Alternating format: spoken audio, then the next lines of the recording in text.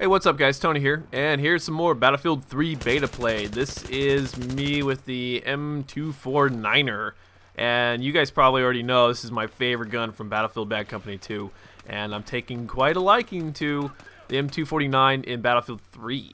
So let's go ahead and watch me tear up, at times, some things, and other times not. I don't know, I had to cut it down because it was like 20 minutes, you know, and as you guys know, like Battlefield games are super long, and it's a lot about maneuvering, so there's some times where I'm crawling and just, you know, doing like Battlefield stuff. Did I say Battlefield? Battlefield stuff. I want to talk about a couple things really quick, and then I want to get into kind of what's been going on the last couple of days, because I really need an outlet to get this stuff off my chest. So I did download the patch for the Xbox, and it is glitchy as hell. I'll tell you, there is a shit ton more glitches in the Xbox than the PS3, which is surprising because usually it's the other way around. However, what I heard is what I heard is that the game itself was ported for the PlayStation 3, and then secondarily it was ported for the Xbox. So all the glitches that the PlayStation 3 usually gets, because people port games for the Xbox, now the shoe's on the other foot for the Xbox people. So they're getting all the really bad glitches because everything was made for the PS3, and so they're just sort of componenting it out to the Xbox. I don't know if that's true or not. That's just what I've heard. It seems to be logical, just because the game doesn't play all that poorly. Excuse me, on the PlayStation 3. The only problem is like, there's a party system and the chat system. That's really the biggest problem. And then falling through the map's always kind of a problem. But I don't really see that, and it doesn't really happen to me all that much. Hit detection, like I mentioned in my last video, sometimes it's very bad, sometimes it's right on. Damage detection is kind of a problem too. But the biggest problems with the Xbox is the matchmaking. If you've got more than one person in your party, it's impossible to get into a game. Unlike on PlayStation, you can take 4 people in a party and then get thrown into a game. You might get split up, but you'll get put into the same game.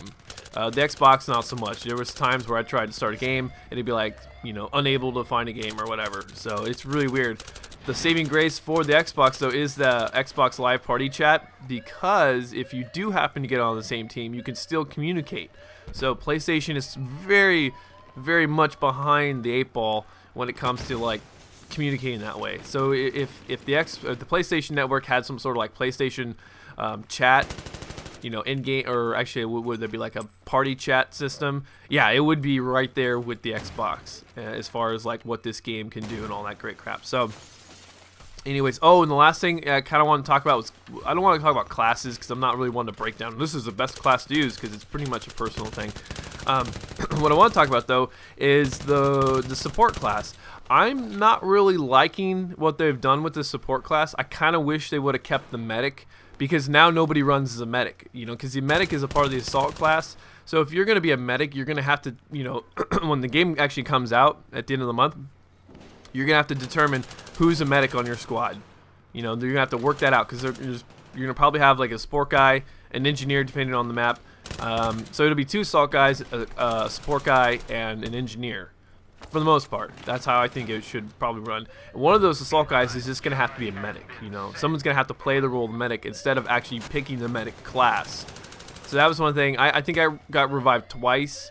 Reviving people is something that not a lot of people do, because they're an assault class. They like go out as the assault class, and they don't really bother to pick up those little lightning bolts that are on the ground. So that's gonna be something, like I said, it's gonna be something that people are gonna have to consciously make sure that when they play in that game, they're gonna be, you know, a medic. And it sucks that nobody's doing that for the most part. This is what I've noticed in the couple of days that I've played the beta. Nobody's doing that. So if you're the attacking team and you need to keep those respawn tickets, well, they're gonna be drained mighty quickly because nobody's getting revived. So that's the beauty of the medic class, but nobody seems to be paying attention to it and taking advantage of that. So yeah, so it's kind of upsetting. So anyways, that's pretty. Oh yeah, my last little gripe is the flashlights and the red lights. Man, those are getting kind of obnoxious. There's a couple times in this game where it seems like if you have a flashlight shoved in your face, that you suddenly become inaccurate. Because there were a couple times where, from one of my perspective, I'm unloading first and I die first. I die actually instantaneously. It's kind of amazing. And then my own teammates flash their flashlights at me, and it's rather obnoxious because I'm trying to get around him, and he keeps looking at me, and I'm blinded for like the whole time he's looking at me, so it's kind of obnoxious. So the flashlights are getting on my nerves. The red lights are kind of stupid too. The little laser lights, they're supposed to make you wobbly or something. I don't know, just disrupt your motor functions or some damn thing. Anyways, yeah, let me get on to the other topic at hand. It's kind of the big topic and the reason why I'm making this commentary in the first place. The last week has been terrible. I mean, I'm not one of those people that I'm not a pessimist. I'm an optimist. I think I might have mentioned that before, but this last week has just been a really bad week. And it's not really been school related. It's actually been personal, car related actually. Last month in September, I had to register my car, and then every 2 years in California, we got to smog our car. Well, I thought that I smogged my car last year, so I paid my registration, and I got a notice in the mail like 2 weeks later saying, "Oh, you need to smog your car. Your registration is not complete." So I'm like, "Damn it," because I've had a check engine light on the last 2 years, I guess now. But 2 years ago when I smogged it, I raced the codes, drove down, got it smogged, and that was that. So I did the same thing this time. Well, this time the computer told me that the OBD2 system hadn't cycled properly. And so basically what it means is it hadn't checked all the sensors to make sure, I think there's like 8 or 9 of them or something like that. I can't remember off the top of my head. That the computer's OBD2 system monitors. So I failed, even though the car itself passes smog, like it blows clean. Just the computer system failed. So So the guy goes to me, "Okay, well you got to drive it around for like 70 miles or something like that to get all the sensors to trip, to be checked out by the computer system." So okay, whatever. So I did that. I worked on Thursday. I usually drive about 30-something miles in a day, delivering pizzas and stuff. So I go back on Friday, and the same shit happens again. So now it's $100 down the drain that I've spent on smogging my car. And so now I'm kind of concerned, like, okay, well, this should have happened by now. I don't know if I have like a problem with my actual computer system. So what I decided to do is I picked up an O2 sensor. It's like $90. It's the one that I need to replace in the first place, which is kind of a pain in the ass because it's a downward pipe one, so it's the second O2 sensor in the system.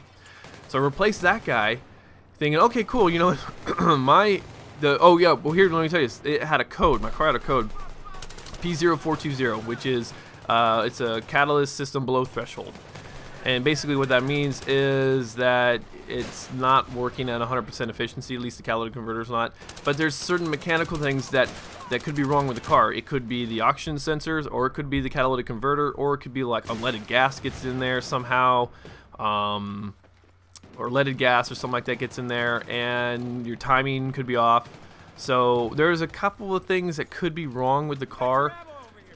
But usually it's the oxygen sensor. So I finally got around to replacing the second oxygen sensor because I didn't really know how. Because the damn thing, the cord itself, the wiring harness went right up into the bottom of the car, and I'm like, what? And I didn't get it, so I had to go Google it. Should have done that years ago. Anyway, so yeah, I replaced the oxygen sensor. I'm like, cool, we are totally done with this. Done. I'm so done. I'm gonna go get this thing smogged as soon as possible. As soon as these codes finally subside. The sensors check themselves and they check out fine. So I've got my OBD2 scanner and I keep checking them. Well, the catalytic converter one doesn't go. And so I'm like, well, I got to get a new battery and a new power adapter for my laptop, which is a story for later. And so I drove to the Apple store there and back a couple of times because I picked up the wrong battery because I bought a 15-inch battery instead of a 13-inch battery. Because I thought my laptop was bigger than that. And on the way back, I get back to my house. Right when I'm getting back to my house, the check engine light comes back on. So the code gets thrown again. So now I'm at a loss. So it looks like I'm going to have to replace my catalytic converter. I really don't want to because it's going to be expensive, and I really don't have the money for it. I've heard there's some tricks to like cleaning out your exhaust system and your catalytic converter by pouring lacquer thinner, a gallon of lacquer thinner in your car. I'm not gonna go that route. I don't think it's gonna work anyways. Then there's something else, I think called seafoam or something like that. I've seen some people do that. I don't know if that does anything. Basically, what it means though is, and here's the thing: is yesterday I was gonna take out my catalytic converter and clean it. There was this cleaning that I had read about that seemed pretty legit, but you have to take out the catalytic converter, which is no problem. I can do that just fine. I went, jacked my car up, got underneath my car, and found out my catalytic converter is welded in line with my exhaust system, so I can't even take it out. So I have to take it to an exhaust shop. So today, in between classes, I'm going to be calling some exhaust shops, you know, like Midas, and there's a couple of local shops, and just see what they charge for a new catalytic converter, and then pretty much ask them what they think about the P0420, because apparently it's a code that a lot of people have. Because if the catalytic converter falls under, I don't know, something like 94% efficiency or 95% efficiency, it'll throw a code. So your catalytic converter is still 94% functional, but it's still throwing a code, which doesn't make any sense to me. You think the OBD2 system is there to tell someone when there's a not a catastrophic failure, but a pending failure of vital importance.